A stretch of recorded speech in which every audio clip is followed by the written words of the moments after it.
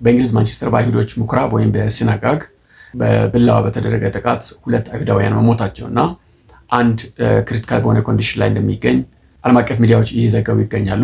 ለምንድነው ይሄ ቀን የተመረጠው የሚለው ነገር ነው ትንሽ ማየት የምፈልገውና ይሄ ቀን የዮም ኪፖር የሚባል በአይሁድ እምነት ውስጥ the holiest ወይም በጣም ቅዱስ የሚባለው ቀን ነው። በሙሴ ሕግ በዘሌዋውያን ትራዲሽን መሰረት የተደነገገና አይሁዳውያን እግዚአብሔርን ይቅርታን የሚጠይቁበት የስርየት ዓመትና የስርየት ቀን ሲሆን ድሮ ቤተ መቅደሱ ከመፍረሱ በፊት ይሄኛው ስርዓት የሚከናወነው በሊቀ ካህኑ ወይ በሃይ ፕሪስቱ ነውና የህዝቡን ሁሉ ኃጢአት ይዞ በበግና በፍየል የሚደረግ የመንጻት ስነ ስርዓት አለ እና ያ ዲቴል የሆነ በሌቪቲከስ ትራዲሽን ላይ እናገኛለንና ይሄ ቀን ለ25 ሰዓት የሚጾሙበት ቀን ነው። የ1973 ጦርነት ዮም ኪፖር ጦርነት ነው የሚባለው። በዚህ ጊዜ አይሁዳዊ ከቤቱ አይወጣም፣ በሄድ መቅደሱ ነው የሚሄደው። እየጸለየ እየጾመ ለ25 ሰዓት ስለሚያሳልፍ ምንም አይነት ስራ አይሰራም። ይህንን ቀን ተጠቅሞ 1973 የመጨረሻው የአረብ እስራኤል ጦርነት የተከናወነ ነው። ይህንን ቀን የእስራኤል ጠላቶች የአይሁድ ጠላቶች ይጠቀማሉ። ከድሮ ጀምሮ ነው የቆየ ትራዲሽን ነው። ሌላው ተውና የፈረንሳይ ፕሬዝዳንት ማክሮን ለፍልስጤም እውቅና ለመስጠት የመረጠበት ቀን ሰፕተምበር 22 የሮሽ ሃሻና ወይም የአዲስ ዓመት መጀመሪያ ቀን ነው የተጠቀመው። የሀገር መሪያትን ሰብስቦ እስራኤልን አውግዞ ለፍልስጤም እውቅና የሰጠበት ቀን ነውና ያ የሮሽ ሃሻና የሚከበር ቀን ጠቅላይ ሚኒስትሩን ጨምሮ አንድም እስራኤላዊ ወደ ስራ የማይገባበት ሙሉ እስራኤል እረፍት ላይና እግዚአብሔርን የሚያመሰግንበት የሮሽ ሃሻና በዓልን ጠብቆ ነው ይህንን ስራ የሰራው።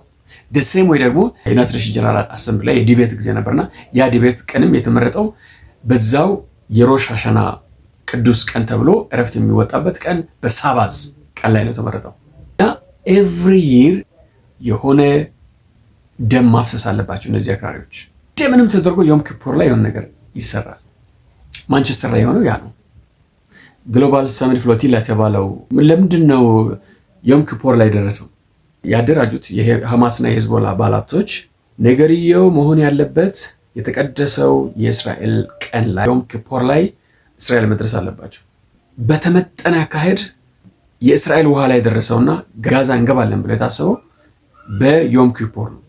ዮም ኪፖርን ማርከስ መቻል የእስራኤልን ኃይል መምታትና እስራኤልን ማዋረድ የአይሁድን ህዝብን ማዋረድ ተብሎ ነው የሚታሰበው። እነዚህ አክራሪዎች they choose the day of atonement እስራኤልን ለመውረድ የሚጠቀሙት፣ እስራኤል ላይ ጥቃት ለመፈጸም የሚጠቀሙት፣ እስራኤል ላይ ሳቦታጅ ለማድረግ የሚጠቀሙትና የግሬታ ተንበርግ ሳይሳካ ቀረ። ግብረ ሰዶማውያን፣ አክራሪ እስላሞች፣ ኮሚኒስቶች፣ ሶሻሊስቶች እና ትራንስጀንደሮች አንድ ላይ ተሰባስበው እርስ በርስ የተሳሳሙ ምናምን የሄዱበት መንገድ አለ። አጸያፊ የሆነ ግሎባል ሰሚት ፍሎቲላ የሚባለው ማለት ነው። the main intention የተቀደሰውን የእስራኤል ቀን ማርከስ እና እስራኤልን ማዋረድ this is too spiritual። ይህን ሐማስ ያውቀዋል፣ ይህን ህዝብ ላይ ያውቀዋል፣ ይህን ግሬታ ተንበርግ አታውቁም። ቀጣይ ዓመት ጠብቁ። ዮም ኪፖር ላይ ሮሽ ሃሻና ላይ ትልቅ የሆነ እስራኤል ተቃውሞ ልትሰሙ ትችላላችሁ። ሚዲያዎች ሊነሱ ይችላሉ። የሆነ ነገር ይተኩሳል።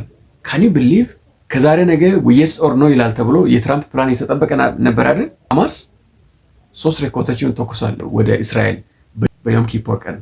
this is too spiritual።